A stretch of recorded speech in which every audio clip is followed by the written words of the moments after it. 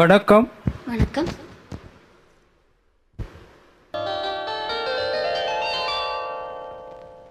ஏன் இங்க ஒளிஞ்சுட்டு இருந்தே? எனக்கு தெரியல. ஏன் இப்படி முகமெல்லாம் வேத்து கொட்டுறது? எனக்கு தெரியல. அச்சச்சோ, ஏன் இப்படி கையெல்லாம் படபடன்னு நடுங்கிறது? எனக்கு தெரியல. உட்காருங்க. பாலக்காட்டு பக்கத்திலே ஒரு அப்பாவி ராஜா, அவர் பழக்கத்திலே குழந்தையை போல் ஒரு அம்மாஞ்சி ராஜா.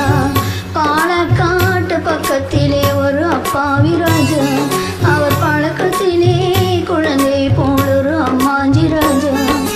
யாரம்மா அது, யாரம்மா யாரம்மா அது, யாரம்மா?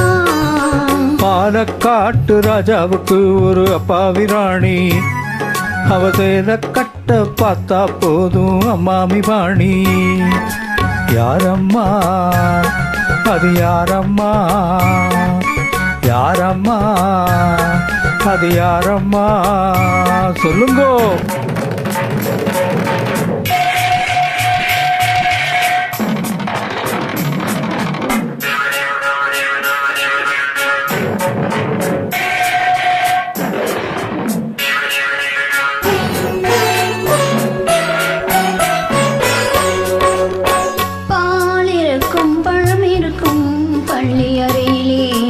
அந்த பாப்பாவுக்கும் ராஜாவுக்கும் சாந்தி முகூர்த்தம்.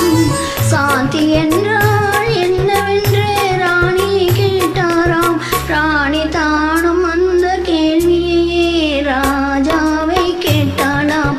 ஏனம்மா அது, ஏனம்மா ஏனம்மா அது, ஏனம்மா?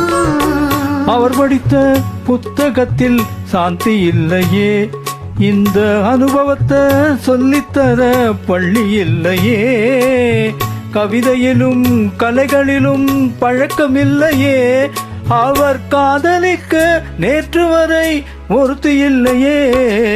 ஏனம்மா அது, ஏனம்மா ஏனம்மா அது, ஏனம்மா சொல்லுங்கோ.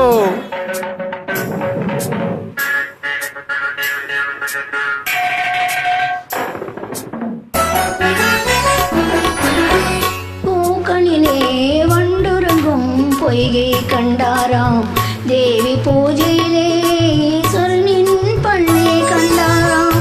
மரக்கிளையில் அணிலிரண்டு ஆடின கண்டாராம். ராஜா மனதுக்குள்ளே புதியதொரு அனுபவம் கொண்டாராம். ஏனம்மா அது, ஏனம்மா ஏனம்மா அது, ஏனம்மா? பரமசிவன் சக்தியை ஓர் பாதியில் வைத்தார், அந்த பரமகுரு ரெண்டு பக்கம் தேவியை வைத்தார். பார்க்கடலில் மாதவனோ பக்கத்தில் வைத்தார். ராஜா பத்மநாபன் ராணியை தன் நெஞ்சினில் வைத்தார். யாரம்மா அது, நானம்மா யாரம்மா அது, நானம்மா? பாலக்காட்டு பக்கத்திலே ஒரு அப்பாவி ராஜா, அவர் பழக்கத்திலே குழந்தை போல் ஒரு அம்மாஞ்சி ராஜா. பாலக்காட்டு ராஜாவுக்கு ஒரு அப்பாவி ராணி, அவ சேல கட்ட பார்த்தா போதும் அம்மாமி வாணி.